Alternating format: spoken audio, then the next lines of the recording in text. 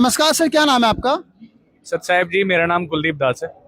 Sir, जैसा कि मैं समाचार पत्रों के माध्यम से वो अन्य तरीकों से अवतरण दिवस के बारे में सुनने के लिए आ रहा है। हम ये जानना चाहते हैं कि अवतरण दिवस होता क्या है सर? देखिए, अवतरण दिवस होता है जो अवतार होता है और जिस दिन वो अवतार जिसने जन्म लिया है या धरती पर आया है, तो उस दिन को याद रखते हुए अवतरण दिवस मनाया जाता है। जैसे अवतरण दिवस क्या होता है, कोई ऊपर के लोगों से कोई नीचे के लोग पृथ्वी लोक पर कोई शक्ति आती है तो उसको अवतार मानते हैं कि भाई ये ऊपर से आया है। ठीक है, तो ऐसे ही जैसे विष्णु जी के अवतार हुए हैं, ठीक है, और बहुत सारे अवतार हुए हैं, तो उनको अब यहाँ पे जो अवतरण दिवस मनाया जा रहा है, पूर्ण परमात्मा कबीर साहब जी के अवतार संत रामपाल जी महाराज है।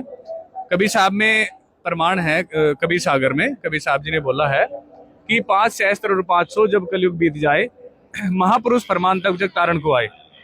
हिंदू तुर्क आदि सब जितने जीव जहान, सतनाम की साख है पावे पद प्रमाण। कि जब वो कलयुग के 5000 वर्ष पूरे हो जाएंगे, तब एक महापुरुष आएगा और वो इस जग का कल्याण करेगा, इस जग को तारेगा।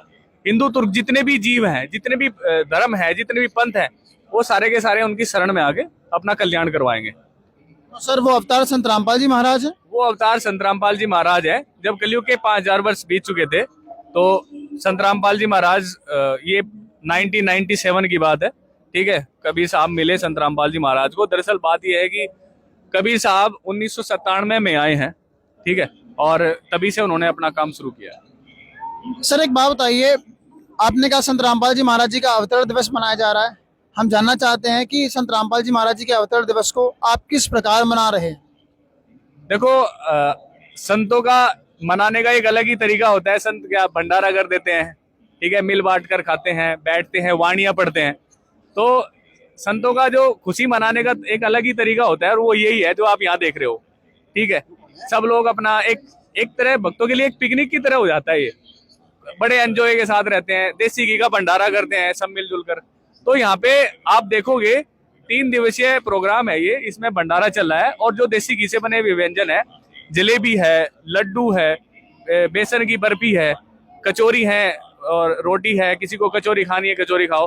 2-3 तरह की सब्जियां हैं, चावल है, ठीक है। इवन चावल जो है, चावल में हल्की सी हल्दी लगी हुई है, किसी को दिक्कत ना हो, किसी को स्वास्थ्य संबंधित परेशानी ना हो, ठीक है। सलाद वगैरह सब तरह का एक पूर्ण आहार मिलता है, और रुकने की पूरी व्यवस्था है भंडारे की, और मतलब पंडाल की और रजाई गद्दे की अगर आवश्यकता पड़े वो पूरी व्यवस्था है। लैट्रिन बाथरूम की पूरी व्यवस्था है। कितने दिनों तक चलेगा सर ये प्रोग्राम? 3 दिवसीय प्रोग्राम है, आज शुरू हुआ है और ये परसों तक चलेगा। क्या क्या इवेंट आयोजित किए जाएंगे सर? देखो, सबसे बड़ा इवेंट है, सदग्रंथ साहिब का पाठ चल रहा है, अमर ग्रंथ साहिब की वाणी का पाठ चल रहा है, जिसका आज भोग लगा है और परसों उसका समापन होगा।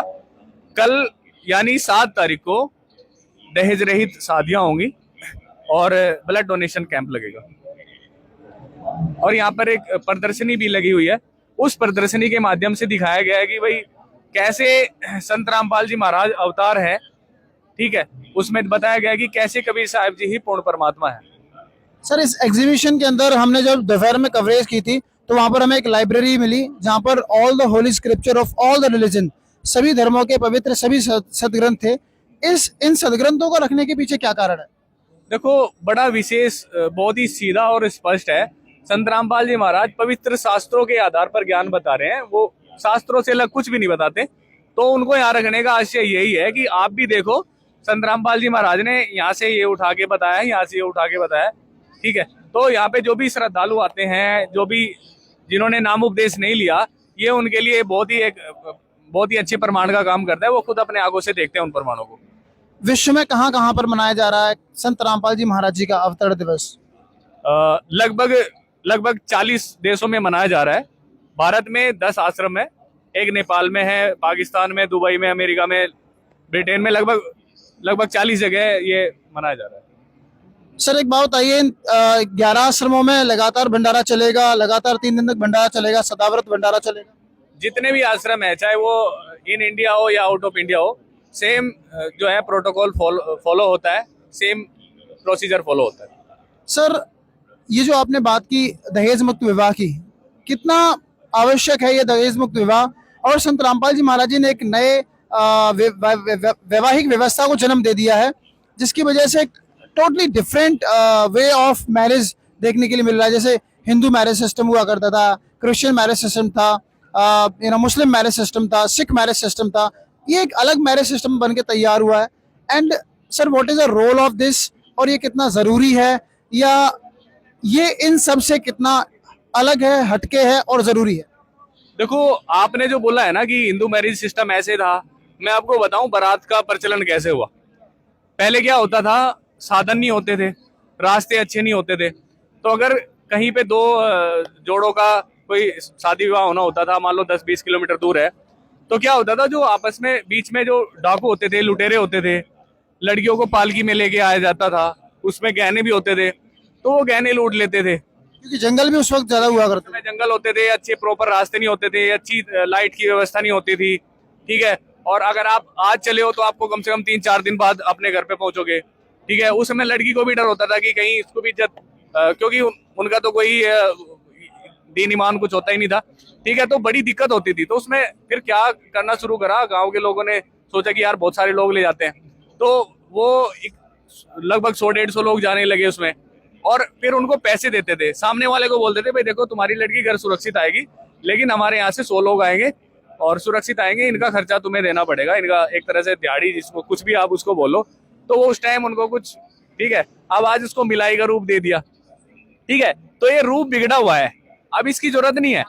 पहले भी शादियां ऐसे ही होती थी जैसे अब हुई है। आप बताओ ब्रह्मा विष्णु महेश की शादी कैसे हुई, दुर्गा जी ने तीनों को दे दी, ले भाई तुम ये इसको रखो इसको। उस टाइम कौन बाराती कौन गया था, ठीक है, उन तीनों ने अपने घर बसाए और उन्हीं से ये संतति चल रही है। सर एक ब्लड डोनेशन कैंप भी आयोजित होता है, इसका क्या महत्व है, क्या करना चाहते हो आप समाज के लिए, इंडियन आर्मी के लिए अगर कभी आवश्यकता पड़ती है, भारतीय सरकार को कभी आवश्यकता पड़ती है, आप तैयार हो? इसकी बहुत जरूरी है ब्लड को इकट्ठा करना, क्योंकि हम इसको बना नहीं सकते, ठीक है। साइंस, हमारी साइंस कहीं तक भी पहुंच गई हो, लेकिन उन्होंने ब्लड को जो है ना, ब्लड को जनरेट नहीं कर सकते वो लोग, तो हम इसको इकट्ठा ही कर सकते हैं। तो ये बहुत जरूरी है, जब मान लो किसी का एक्सीडेंट हो जाए, कहीं पर भी हो सकता है, बॉर्डर्स पर शहीदों के लिए जरूरत पड़ती है, क्या पता कब कितनी जरूरत पड़ जाए, पीछे से कब कितनी सप्लाई मांगने लगे, तो वो उनको कलेक्ट करना जो है, ब्लड डोनेशन जो भी हमारे सेंटर है वहां तक उनको प्रॉपर कलेक्ट करना बहुत जरूरी है।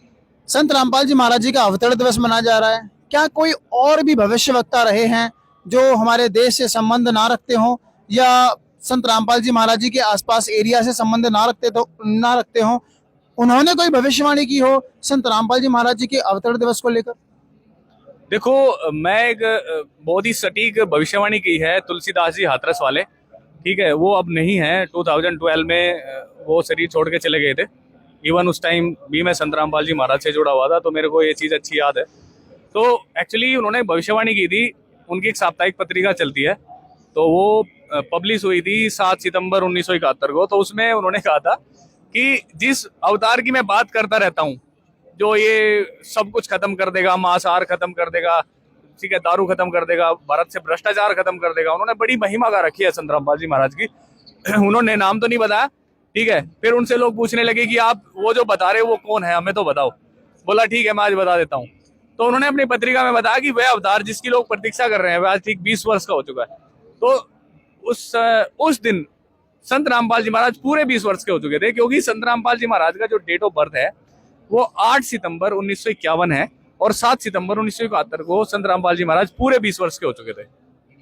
जिस प्रकार संत रामपाल जी महाराज जी का ज्ञान फैल रहा है, जिस प्रकार लोग उनसे प्रभावित हो रहे हैं, अगर कोई संत रामपाल जी महाराज जी से नाम दीक्षा लेना चाहे तो वो कैसे ले सकता है? देखो, मैं रिकमेंड करूंगा सबसे पहले आप सोशल मीडिया के थ्रू संत रामपाल जी महाराज से जुड़ो, ठीक है।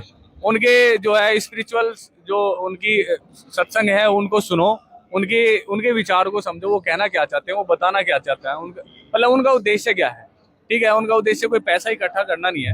यहाँ पे कोई भी आ सकता है, आश्रम में देख सकता है, सब कुछ फ्री ऑफ कॉस्ट है। ऐसा नहीं है कि आपको रजाई गद्दा दे दिया गया तो इसके पैसे लेंगे, ठीक है, आपने भंडारा किया तो उसके पैसे लेंगे, आपने नाम दीक्षा ले ली तो उसके पैसे लेंगे, सब कुछ फ्री ऑफ कॉस्ट है। यहाँ जो है ना, समाज कल्याण के हिसाब से, के दृष्टिकोण से ये संत रामपाल जी महाराज काम कर रहे हैं, ठीक है। तो जिसको नाम लेना है, पहले वो संत रामपाल जी महाराज के विचारधारा को समझे। वो उनको संत रामपाल जी महाराज से खुद ही प्रेम होने लगा कि हाँ यार, वाकई में कुछ संत है जो समाज से हमारी बुराइयां मिटा रहे हैं, समाज से पाखंडवाद को खत्म कर रहे हैं, ठीक है। फिर साधना चैनल देखें, साधना चैनल आप कभी भी देख सकते हो, 7:30 से 8:30 सत्संग आता है, डेली आता है। उस पे पीली पट्टी चलती है, उस पे नंबर्स है, उन नंबर पर कॉल करके संत रामपाल जी महाराज से जुड़ सकते हैं। सर क्या कोई नंबर है जिसके माध्यम से हम संत रामपाल जी महाराज जी तक हमारे दर्शक पहुंच सकते हैं उनसे नाम दीक्षा लेने के लिए? हाँ बिल्कुल, मैं बता देता हूँ स्क्रीन पे, बाकी आप साधना चैनल पर भी चलते रहते हैं। वो नंबर है 822288 और 0541 542 543 544 और 545, यानी कि 5 नंबर है, कंटिन्यूअस सीरीज में है। दोबारा फिर मैं रिपीट कर देता हूँ, 82228805412345, इस तरह से। सर एक बार हिंदी में भी हमारे दर्शकों को बता दें क्योंकि ज़्यादातर हिंदी भाषी हैं। 82 22 88 0541, ऐसे ही इसमें 542 43 44 45 ऐसे हैं। सर एक बात बताइए, जैसा कि आपने बताया संत रामपाल जी महाराज जी के बारे में, बट जब भी लोग संत रामपाल जी महाराज जी के बारे में सर्च करते हैं तो पाते हैं कि संत रामपाल जी महाराज जी का जो ज्ञान है वो पूरे विश्व से ही हटके है। तो संत रामपाल जी महाराज जी के ज्ञान में और अन्य संतों के ज्ञान में क्या फर्क है, जरा इसे हमारे दर्शकों को 30 सेकंड के अंदर समझाइए। देखो, संत रामपाल जी महाराज शास्त्रों से निकाल के बता रहे हैं। दरअसल क्या है, हमने अपने शास्त्रों को छोड़ दिया, हमने अपने शास्त्रों को देखना बंद कर दिया। हम अपने मनमुखी हिसाब से साधना करने लगे। किसी ने बता दिया 16 सोमवार के व्रत रख लो, किसी ने बता दिया यार हनुमान जी के व्रत रख लो, किसी ने कुछ भी बता दिया, ठीक है यार वहां पे चल जाओ, प्रसाद चढ़ा दो। ये वो चीज हमारे शास्त्रों में कहीं लिखी हुई नहीं है। फिर जब संत रामपाल जी महाराज आए, उन्होंने देने लगे, अरे यार गीता जी अध्याय 6 के श्लोक नंबर 16 में लिखा है कि अर्जुन तू भूखा रहेगा, भक्ति करेगा तो भी तेरी भक्ति नहीं होगी, ज्यादा खा के करेगा तो भी तेरी भक्ति नहीं होगी। तो वो ज्ञान शास्त्र में कुछ अलग ही है, हम अलग कर रहे थे। तो जो शास्त्र में ज्ञान है उसके हिसाब से संत रामपाल जी महाराज हमें भक्ति बता रहे हैं। वो एक्चुअल में जो आदि सनातन धर्म की बात है वो संत रामपाल जी महाराज को शुरू से जो है पुनः शुरू करवा रहे हैं। संत रामपाल जी महाराज जी के शिष्यों में और सामाजिक लोगों में या अन्य धर्म गुरुओं के शिष्यों में क्या अंतर है सर? संत रामपाल जी महाराज शास्त्र के अनुसार भक्ति करते हैं, करवाते हैं, यानी कि उनके जो शिष्य है वो शास्त्रों के अनुसार भक्ति करते हैं। संत रामपाल जी महाराज के शिष्य कोई भी दहेज नहीं लेते, ना देते हैं, कोई नशा नहीं करते, मांस आदि वस्तुओं को छूते नहीं है, रिश्वत नहीं लेते, चोरी जारी नहीं करते हैं, पर नारी और पर स्त्री को बहन और बेटी की दृष्टि से देखते हैं। जो जॉब करता है या जिसकी फैक्ट्री है, ठीक है, वो उस तरीके से बड़े सौहार्द के साथ रहता है। एक कंपनी का मालिक है, वो अपने एम्प्लॉय को बहुत अच्छी तरह रखता है। एक एम्प्लॉय है तो वो अपना फर्ज समझ के, अपना काम समझ के, अपनी पूरी लगन से अपना पूरी ड्यूटी करता है। क्या संत रामपाल जी महाराज जी का कोई अनुयायी नशा वगैरह करता हो किसी? बिल्कुल भी कोई नशा नहीं करता। ऐसा क्या ये चैलेंज है आपका? ये ओपन चैलेंज है, ऐसा हो ही नहीं सकता संत रामपाल जी महाराज का, क्योंकि संत रामपाल जी महाराज ने जो है ना धर्मराज के आईपीसी को बताया हुआ है। धर्मराज की जो धाराएं है ना वो बताया। जैसे कबीर साहब ने कहा है कि मदिरा पीवे कड़वा पानी 70 जन्म स्वान के जानी। तो जब ये ज्ञान समझ लेगा कोई कि यार एक पैक दारू का लगा लिया तो 70 जन्म कुत्ते के भोगने पड़ेंगे, तो इन धाराओं को संत रामपाल जी महाराज समझाते हैं कि ये धर्मराज की धाराएं हैं। ठीक है, तो बहुत बड़ी बात है sir, it's a big thing, और बहुत ही ज्यादा बड़ी बात है कि विश्व में हम एक व्यक्ति का नशा नहीं छुड़वा पाते। हमारे परिवार में अगर कोई पीने लगता है, अगर हमारा कोई बड़ा भाई या बड़ा छोटा भाई कोई नशा करने लगता है तो उसका नशा नहीं छूटता। संत रामपाल जी महाराज जी ने करोड़ों लोगों का नशा छुड़वाया, इतने अच्छे नेक काम कर रहे हैं, और आपने ये सब बताया। कुछ और आप बताना चाहेंगे संत रामपाल जी महाराज जी के बारे में? देखो, मैं ये कहूँगा अपने जो विश्व के सभी लोगों को ये कहूँगा, ईश्वर पृथ्वी पर आ चुके हैं, ऐसा कभी बहुत ही मुश्किल होता है। ठीक है, ये चारों युगों में बहुत ही गजब का समय है, बहुत ही, मैं ये कहूँगा, मैं गोल्डन वर्ड भी अगर इसको यूज करूँ तो वो भी कम पड़ जाएगा। पूर्ण परमात्मा पृथ्वी पर आए हुए हैं, ठीक है, वो अपना ज्ञान प्रचार कर रहे हैं। वो अपना जो वास्तविक ज्ञान है, जो अब तक ये जितने भी धर्मगुरु थे ये बता नहीं पाए, तो उस परमात्मा को खुद ही आना पड़ता है। वेदों में लिखा है कि जब जो है हाहाकार धरती पर मच जाती है, ठीक है, पाप बढ़ने लगता है, तो उस परमात्मा को खुद पृथ्वी पर आना पड़ता है। तो सबसे पहले संत रामपाल जी महाराज ज्ञान को समझा रहे हैं, कुरीतियों को दूर कर रहे हैं, तो ये ईश्वर है। ठीक है, कबीर साहब ने कहा था कि 5,000 और 505 तब ये वचन मेरा होगा सच्चा, कि जब कलयुग के 5505 वर्ष बीत जाएंगे तब मेरा वचन सच्चा होगा। तो वो आ चुके हैं, अपना ज्ञान दे रहे हैं। उनको उनके चरण स्पर्श करो, उन दंडवत प्रणाम करो, उनकी शरण ग्रहण करो। जैसे गीता जी अध्याय 4 के 34 में कहा है कि उन संतों को दंडवत प्रणाम करो, उनकी सेवा करो, उनसे पूछो ज्ञान। तो ये है वो तत्वदर्शी संत जिसके बारे में गीता जी अध्याय 4 के श्लोक नंबर 34 में इशारा किया है। तो विलक्षण है ये समय, बहुत ही गोल्डन समय, गजब। इसको व्यर्थ ना जाने दो, सारे के सारे सुनो संत रामपाल जी महाराज को। बहुत बहुत धन्यवाद। Thank you so much sir for giving your beautiful time to us. बहुत बहुत धन्यवाद। थैंक सत साहिब।